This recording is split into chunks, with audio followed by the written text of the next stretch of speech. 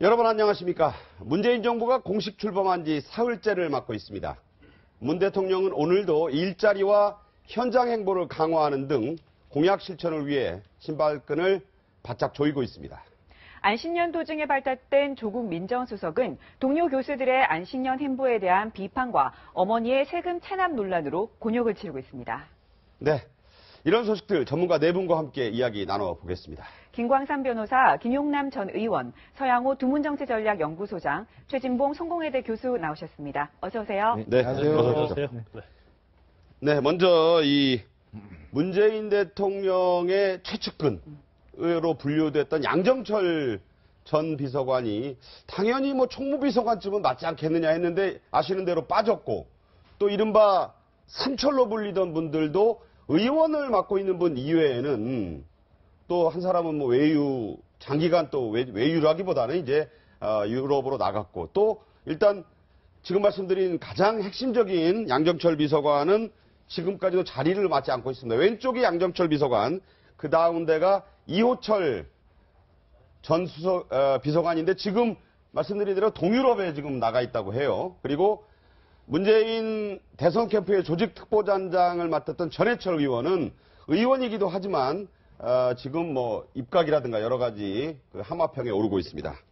네, 이뿐만이 아니고요. 자, 이 삼철 말고 다른 문재인 대통령을 만든 또 다른 최측근들 다들 어디 있나 봤는데요. 지금 보신 것처럼 노영민 전 의원이죠. 제일 왼쪽이 노영민 의원입니다. 네, 노영민 의원 같은 경우에도 지금 아무런 직함을 맡고 있지 않고요. 그러면 소문상 바로 문재인 대통령의 최측근으로 꼽히는 이 문캠프의 정무팀장이었는데 지금 역시 아직 입각 얘기가 없는 상황입니다. 그리고 오른쪽이 지금도 맹활약을 하고 있죠. 김경수 의원입니다. 노무현재단에서부터 문재인 캠프 대변인으로 지금도 활약을 했었고, 노무현 정부 때는 공보 담당 비서관을 지냈는데, 자, 이런 최측근들이 일단은 좀 발을 빼고 있다 이런 얘기죠. 네, 그렇습니다. 아마도 최순실 게이트에 대한 학습 효과 때문에 측근 인사, 정실 인사를 배제하고 탕평 인사, 소위 말해서 비문 인사를 중용하겠다라고 하는 의지를 나타낸 것 같은데요. 그래서 총리에는 다 아시다시피 이낙연 전 전남지사가 내정이 되었고, 그리고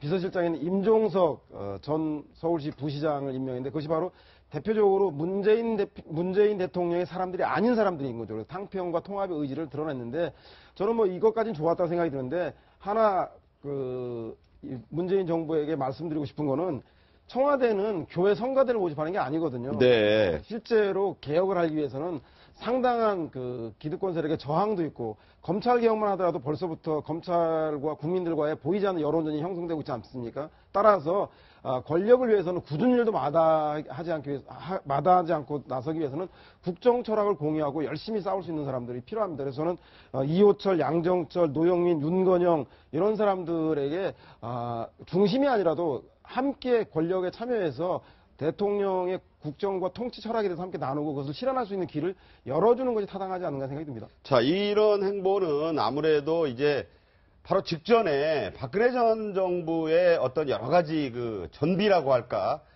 이른바 적폐들, 이런 것들에 대해서 상당히 문재인 대통령의 측근들도 의식을 하고 있다, 이런 행보인데, 가장 눈에 띄는 게 이호철 전 청와대 민정수석이 아예 외국으로 나간 거예요. 자, 이런 얘기를 하고 떠났습니다. 네, 제가 존경하는 노무현 변호사, 문재인 변호사 두 분이 대통령이 됐다. 제가 할 일은 다 한 듯하다. 자유를 위해 먼 길을 떠난다고 하면서 동유럽으로 여행을 갔습니다. 그렇죠. 그러니까 뭐 이런 여러 가지 말들 이런 게 여기에 좀 휩쓸리고 싶지 않다는 의도도 있는 것 같고요. 또 저분이 그만두시고 나서 여행사를 또 운영하셨었어요. 그래서 그런 것도 고려가 된 것 같고, 아마 사실 국내에 있으면 계속 말이 나오지 않겠습니까? 지금 언론에서 나오는 것처럼 사실 문재인 대통령 만들기나 문재인 대통령이 정치인으로 일하는 동안 여러 가지 도움을 줬던 많은 분들이 에 오르고 있고, 또 사실은 야당이나 지금 보수 진영에서는 그런 분들이 입각하거나 아니면 다른 어떤 자리를 맡는 것에 대해서 계속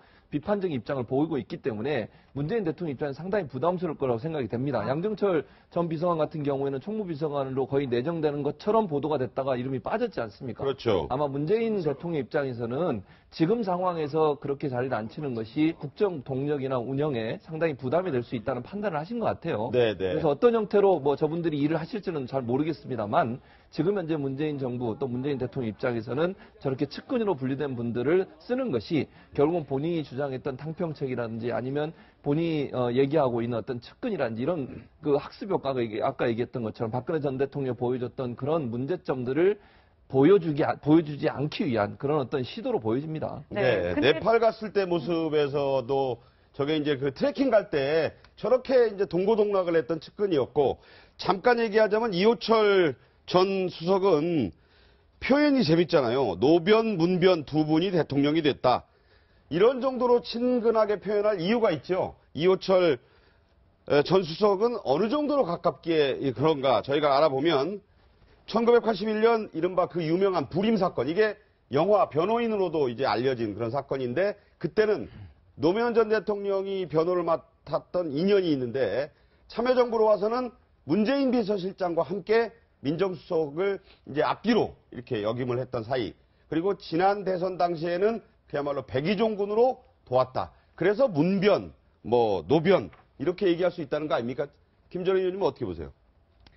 글쎄요, 두 가지 좀 시각이 있을 수 있을 것 같습니다. 네. 그러니까 소위 얘기하는 근데 전해철 의원이나 김경수 의원이야 현역 국회의원이니까 좀 별도로 논해야 될 것 같고, 나머지 분들은 워낙 친분이 각별하다 보니까 좀 여유가 있는 거 아니냐. 아하. 언제라도 갈 수, 네. 언제 가더라도 시기적인 문제지. 서둘러서 지금, 제가 꼭 어디 가야겠습니다. 이렇게 손들 필요가 있느냐라는, 여유가 있는 모습으로 볼 수도 있고. 네. 사실은 이분들이, 문재인 정부에 진짜 어떠한 공직도 맡지 않는다면, 끝까지. 네. 그럴 가능성은 그렇게 높아 보이지 않습니다만, 어떻게 보면, 누가 실세인지 다 아는데 자칫 잘못하면 또 이게 일종의 비선 실세로 비춰질 수도 있는 거거든요. 그러니까 네. 정말로 정책이나 어떠한 그 정무적인 판단에 있어서 도움을 구할 것 같으면 문재인 대통령께서 차라리 공식적인 직책을 주고 이야기를 논의하는 게 맞을 것 같고요. 네네. 아니면 정말 이제 나는 이 정부에서는 어떠한 공직도 맡지 않겠다 그러면 진짜로 끊어야죠. 개입하면 안 되죠. 그러면 만에 하나 공식적인 직책 없이 개입하게 되면 다시 또 시간이 지난 후에는 비선 실세 어떤 그런 논란을 불러일으킬 수가 있겠죠. 네, 근데 지금 보면 문재인 대통령 옆에 삼철이 있다 이렇게 얘기할 정도로 굉장히 가까운 사이였잖아요. 근데 이분들이 지금 문재인 대통령이 취임하자마자 다 일제히 외국으로 떠나거나 모습을 감춘 상황이란 말이죠.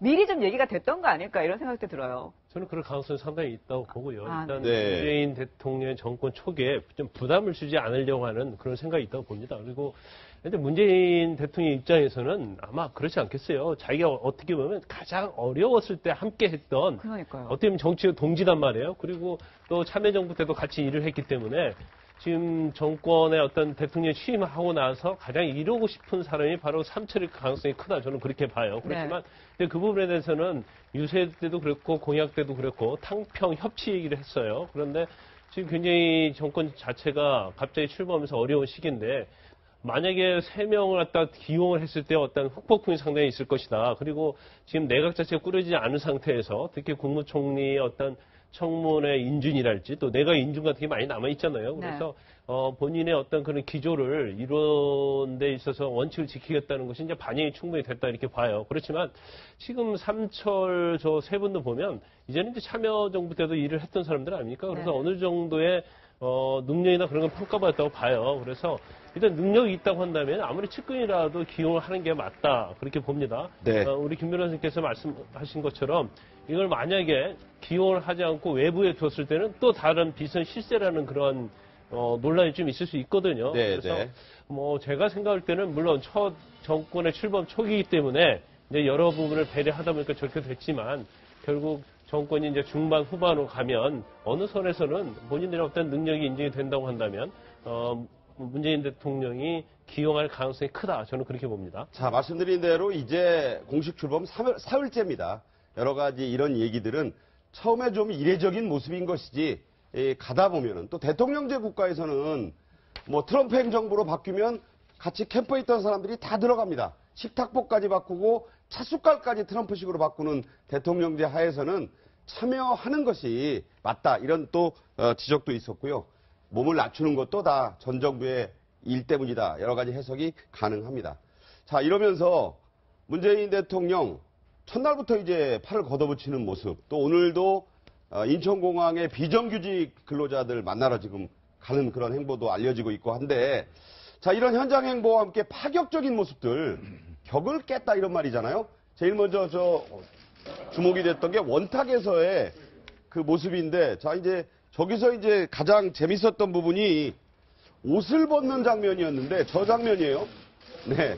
자, 이렇게 뒤에서 받아주려고 하니까, 됐습니다. 제 옷은 내가 벗겠다. 자, 한번 들어볼게요.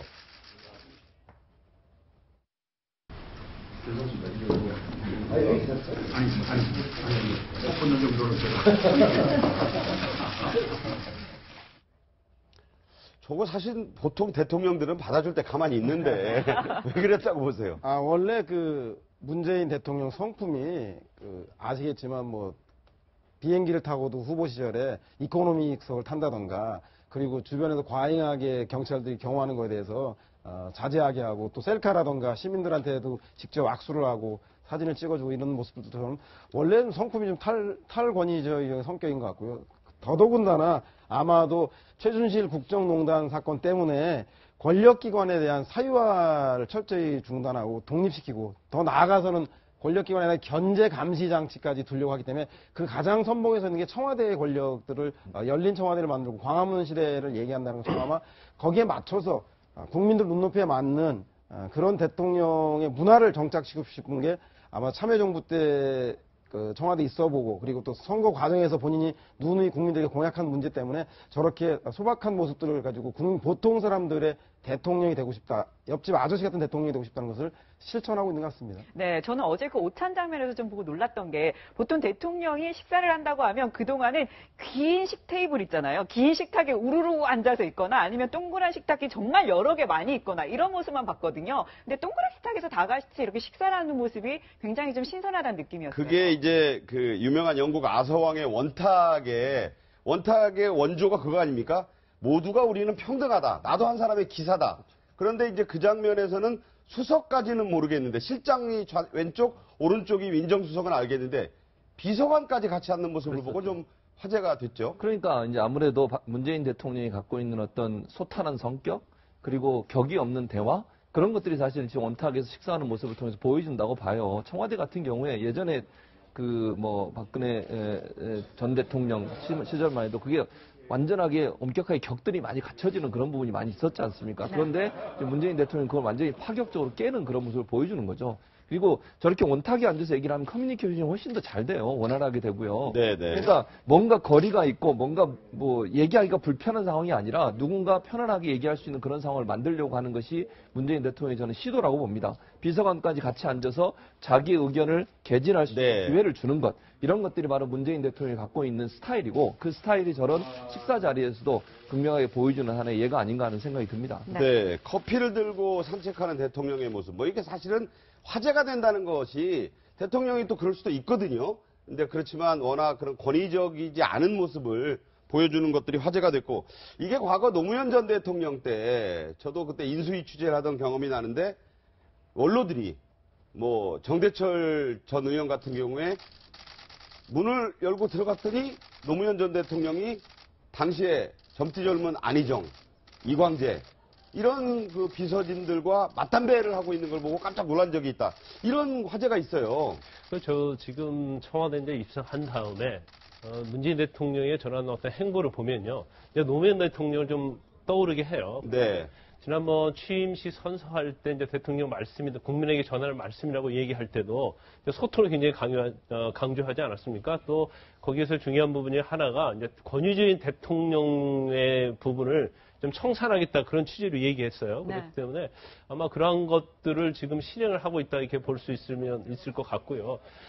그 다음에 이제 중요한 부분 중에 하나가, 제가 이제 아까 노무현 대통령을 좀 보고 있는 그런 느낌을 받았다고 했는데, 지금 권위주의적인 걸 지금 탈피하겠다고 그러잖아요. 그런데 아까 식사 전에 이제 옷을 벗었는데, 경호 비서관이 받아주려고 하는데 그걸 끝까지 사양했는데 예. 그거 자체는 어떤 카메라나 어떤 정치적인 의도성을 가진 건 아닌 것 같아요. 왜냐하면 하는 행동이 굉장히 자연스럽고 평소에도 좀 그런 스타일이었다라는 생각이 들어요. 그리고 또 뭐 우리 국내에서는 뭐 노무현 전 대통령의 어떤 권위 탈피 이제 그런 부분이 굉장히 오버랩되고 또 하나는 또 외국 사례를 보면 이제 오바마 대통령을 좀 연상케 하는 이제 저런 어떤 하나하나 행동들이 또 직접 나와서 이제 국무총리 내정자를 갖다가 뭐 다 소개를 하고 그런 걸 보면 일단 뭐 본인이 공약 때 이 얘기를 했고 또 평소에 어떤 그런 생활 태도 그런 것들이 좀 반영되고 일단 국민들의 입장에서 보면 굉장히 뭐 좋은 평가를 내리고 있다 그렇게 보고 있는 것 같습니다. 네. 미국 오바마 전 대통령 같은 경우에는 왜 회의하다가 갑자기 혹시 햄버거 먹고 싶은 사람 없냐라고 하면서 햄버거 주문받아서 본인이 사러 가고 이런 행동도 많이 하지 않았습니까? 제가 그런 모습까지 기대할 수 있을까요? 글쎄요, 지금 뭐 전 세계에서 대중 정치인으로서 특히 뭐 대통령이나 수상이나 뭐 이렇게 고위 정치인으로서 어떻게 보면 요 근래에 가장 바이블로 삼는 게 오바마 대통령이죠. 오바마 대통령이 보여줬던 어떤 격이 없는 자세 그리고 워낙 사진에 잘 잡혀요. 오바마 대통령이 이게 본인이 네. 뭐 어떤 동물적인 감각이 있는 것인지 네. 아니면 치밀한 연출하에 그런 사진이 나오는지는 모르겠습니다만 백악관에서 이렇게 이렇게 공개되는 그 스틸컷을 보면 다른 대통령, 다른 국가 원수하고는 다른 장면을 많이 볼 수가 있었죠. 예. 그러니까 지금 뭐 우리나라뿐만 아니라 웬만한 나라에서는 지금 오바마 대통령이 그동안 보여줬던 모습을 많이 참모들도 건의를 하고 그런 상황이 아닌가 싶습니다. 그리고 앞서 이제 원형 테이블에서 식사하는 원탁 테이블에 대해서 지금 근데 제 기억으로는 청와대 관저에 있는 테이블도 그렇고 본관 1층에 있는 테이블도 그렇고 다 그전부터 원형 테이블이었거든요. 그래서 그때 앉으시는 모습이 보면 이제 비서관 수석들이 같은 자리에 이렇게 앉아서 겸상을 하는 뭐 모습을 그런 모습은 좀 생소합니다. 근데 지금 이게 워낙 인수위 없이 바로 취임위에서 출발하는 그 정부다 보니까 사실은 청와대 수석 비서관들도 지금 공석들이 꽤 많지 않습니까? 뭐 저는 뭐 격이 없는 모습을 계속 보여주시는 것은 긍정적인 모습이 아닌가 싶습니다. 근데 우리 대통령이 저렇게 탈권위적이고 격이 없는 모습을 보여주는 것도 중요한데 아마도 언론이라든가 국민들 그리고 권력기관에 있는 사람들도 국민들은 다 저걸 자연스럽게 생각하는데 예전에 제가 청와대에서 문재인 비서실장과 노무현 전 대통령 모실 때만 하더라도 대통령이 직접 식판에 밥을 들은 걸 가지고 대통령의 최신에 대한 얘기를 하고 있었어요. 위상에 대한 비판을 할 정도였으니까. 그럼 누가 들어요, 그 식판을? 그런 적이 없었다. 대통령은 대통령으로서의 역할이 있는데 서빙을 받는다는 거죠. 그래서 그것은 본인이 국가 원수이기 때문에 그렇지 개인에 대한 게 아니다. 근데 그것을 망각한다. 뭐 이런 비판이 있을 정도였는데 이제는 좀 그런 보통의 국민들이 하고 있는 모습들을 대통령이 하고 있는 것에 대해서 대통령 스스로도 이렇게 탈권위 행보를 하지만 그것을 보도하고 해석하는 주변에 있는 인식들도 좀 같이 바뀌어져야지 자연스러워지지 않겠나 그런 생각이 듭니다. 그 격이 없는 얘기라니까 이게 미국 문화 아까 우리 김 전 의원도 말씀하셨는데 저는 이제 군의 사병으로 근무할 때 미팔군 사령관이 바로 뒤에 있는 걸 보고 경악한 적이 있었어요. 그러니까 그 식판 들고 서 있는 문화는 이건 뭐 그런 데서도 기인하지 않나 하는 생각도 들고 이것이 이제 앞으로 권위주의를 없앤다는 것이지 권위마저 없는 것은 아니다. 이런 것도 한번 생각해 볼 대목이 아닌가 싶습니다. 네, 문재인 대통령 오늘 점심은 이 청와대 직원들과 위민관에서 같이 식사를 한다고 합니다. 이전에도 이런 경우가 많았나요?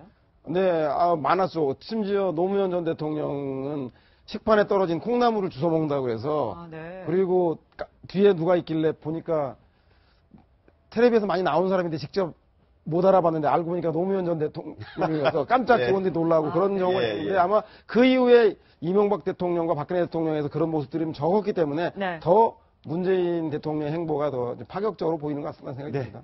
자, 지금까지는 출범 사흘째를 맞은 문재인 대통령과 문재인 대통령 정부의 여러 가지 좀 좋은 얘기들을 좀 했다면 지금부터는 이제 곤욕을 좀 치르고 있는 얘기를 좀 해야 될 것 같습니다. 먼저 조국 청와대 민정수석, 서울대 법학전문대학원 교수로 지금 안식년 도중이라고 본인도 밝혔는데 이게 지금 좀 논란이 되고 있어요. 먼저 이 얘기부터 들어보겠습니다.